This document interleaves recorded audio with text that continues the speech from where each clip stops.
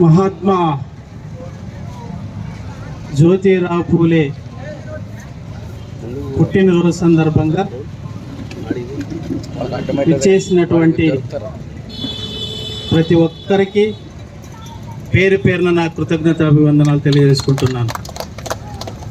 చాలామందికి ఎవరు పూలే, ఎందుకు బస్టాండ్లో పెట్టారు, తిప్పయ్య ఎందుకు చేస్తున్నారని, ఇదేం తెలుగుదేశం మీటింగా కూటమి మీటింగ్ అని రకరకాల అన్నటువంటి అనుమానాలు ఉంటాయి. కొందరు విద్యావేత్తలకు తెలుసు మహాత్మా జ్యోతిరావు పూలే అంటే ఎవరు, ఆయన చేసినటువంటి సంస్కరణలు ఏంటి, ఆయన ఈ దేశానికి చేసినటువంటి సేవలు ఏం చేశారన్నటువంటిది విద్యావంతులకు తెలుసు. అదేవిధంగా మహాత్మా జ్యోతిరావు పూలే గారు మహారాష్ట్రలో పుట్టి తన జీవితాన్ని ఈ దేశానికిలో ఉన్నటువంటి అసమానతలు, కుల వ్యవస్థను, మూఢనమ్మకాలని మొట్టమొదట పారదోలిన వ్యక్తి. బీసీలో మున్నూరు కాపు కొన్ని రాష్ట్రాల్లో కొన్ని జాతులుగా పిలువబడుతున్నాయి. ఈ దేశంలో పూలు అమ్మేటటువంటి కులంలో పుట్టినటువంటి వ్యక్తి మహాత్మా జ్యోతిరావు పూలే. ముదిరాజులు అని కూడా అంటారు కొన్ని రాష్ట్రాల్లో. ఆ కులాలు రకరకాల, ఒక్కొక్క రాష్ట్రంలో ఒక్కొక్క కులాలు ఆపాదించారు. మరి బీసీలో పుట్టినటువంటి మహనీయుడు జ్యోతిరావు పూలే అంబేద్కర్ కన్నా ముందు పుట్టినటువంటి వ్యక్తి. అయినా అంబేద్కర్ తర్వాత పుట్టినటువంటి వ్యక్తి రాష్ట్రంలో, ఈ దేశంలో.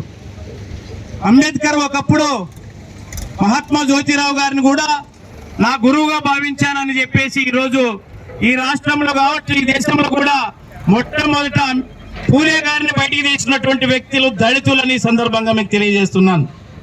సంస్కరణలకు నిలయమైనటువంటి ఈ దేశంలో మాతో పాటు దళితులతో పాటు బీసీలు కూడా కలిసి రావాలి. బీసీలతో కూడా అత్యధిక జనాభా కలిగినటువంటి దేశం బీసీలు కాబట్టి వాళ్ళకు రిజర్వేషన్ కల్పించాలని, వాళ్ళకు కూడా 27% కల్పించాలన్నటువంటి మొట్టమొదటి చెప్పినటువంటి వ్యక్తి డాక్టర్ బాబాసాహెబ్ అంబేద్కర్ గారు.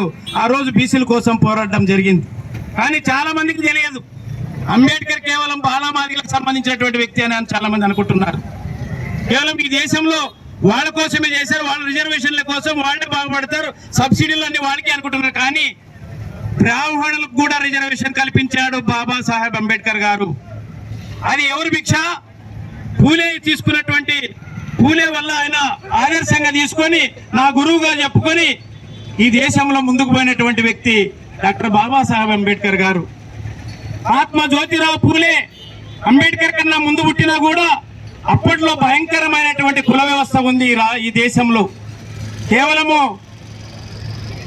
అగ్రవర్ణాలంటే కేవలము బాపునోళ్ళు, పెద్ద పెద్ద క్షత్రియులు, వైశ్యులు, వీళ్ళే ఈ దేశాన్ని పరిపాలించారు. మీరు అనుకుంటున్నట్టు కేవలము శూద్రులు అంటే మానవాదిగా అనుకుంటున్నారు, కానీ అన్ని కులాలు శూద్రులే. అది చాలా మందికి తెలియదు.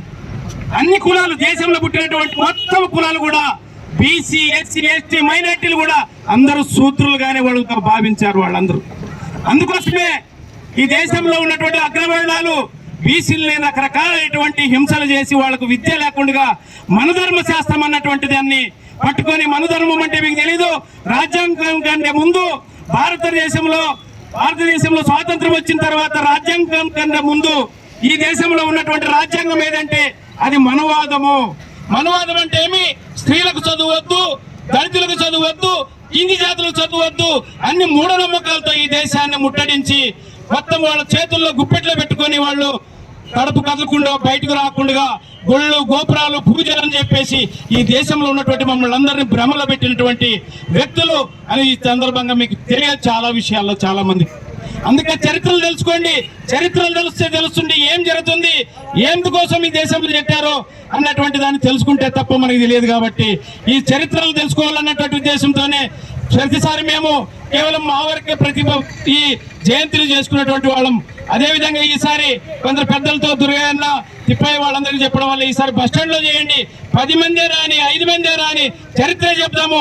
అసలు పూలే అంటే ఎవరు, ఏ వర్గానికి చెందినటువంటి వాళ్ళు తెలియజేయాలనే ఉద్దేశంతో ఈరోజు బస్టాండ్లో ఈ మీటింగ్ పెట్టడం జరిగింది.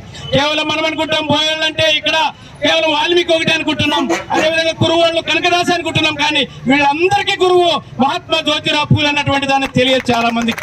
ఆ చరిత్రను తెలియజేయడానికి ఈరోజు ఈ బస్టాండ్ లో మీటింగ్ పెట్టామని ఈ సందర్భంగా తెలియజేసుకుందరూ నవ్వుకోవచ్చు, రకరకాలు తెలుసుకోవచ్చు, కానీ ఈ దేశంలో ఉన్నటువంటి బీసీలకు, ఓసీలకు అందరికీ కూడా రిజర్వేషన్లు కల్పించి ఈ దేశంలో పాటు కోసం చేస్తున్నటువంటి, కానీ కొన్ని కులాలు మాత్రమే, అగ్రవర్ణాలు మాత్రమే ఈ దేశాన్ని పరిపాలిస్తున్న విషయము మనందరికీ తెలియక మనలో మనకు చిచ్చులు పెడతా, మనలో మనకు గలాటలు పెడుతూ కొట్టుకొని మిట్టుకొని ఈరోజు సస్తున్నాం తప్ప రాజ్యాధికారం వైపు ఎవరో అడుగులు వేయడం లేదు.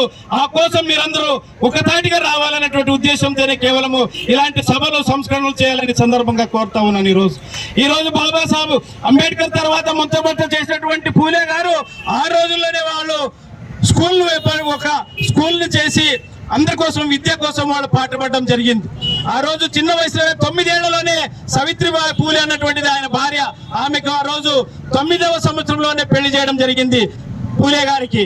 కానీ ఆమె విద్యావంతులుగా తయారు చేయాలని ఆయన మొట్టమొదటి భార్యకు విద్య నేర్పి ఈ దేశంలో స్త్రీలకు చదువు నేర్పినటువంటి వ్యక్తి మహాత్మా జ్యోతిరావు పూలే, సావిత్రిబాయి అనే విషయాన్ని చాలా మందికి తెలియదు.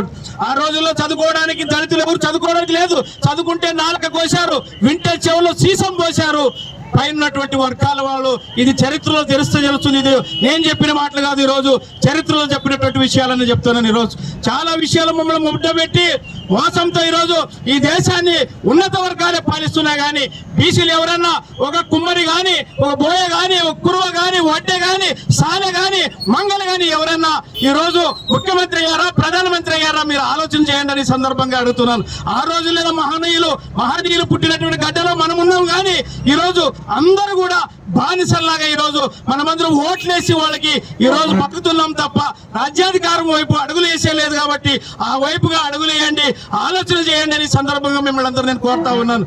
ఎందుకు ఈ విధంగా ఎలక్షన్ గురించి మాట్లాడుతున్నారా, ఓట్ల గురించి మాట్లాడుతున్నారని చాలా మంది క్వశ్చన్లు వేసుకోవచ్చు, కానీ చరిత్ర ఇది, వాస్తవాలు తెలుసుకోండి, పుస్తకాలు చదవండి, పిల్లలు చదివించండి, జ్ఞానం వైపు నడిపించండి అని మీకు అందరికీ తెలియజేయాలనే ఉద్దేశంతో ఈరోజు నేను ఈ కార్యక్రమంలో ముందు భాగంగా ఉన్నాను. కాబట్టి ఈ కార్యక్రమంకు వచ్చినటువంటి మీకు అందరికీ మరొక్కసారి పేరున తెలియజేస్తూ ఈ అవకాశం ఇచ్చిన మీకు అందరికీ ధన్యవాదాలు తెలుసుకున్నాను. జై హింద్, జై భీమ్.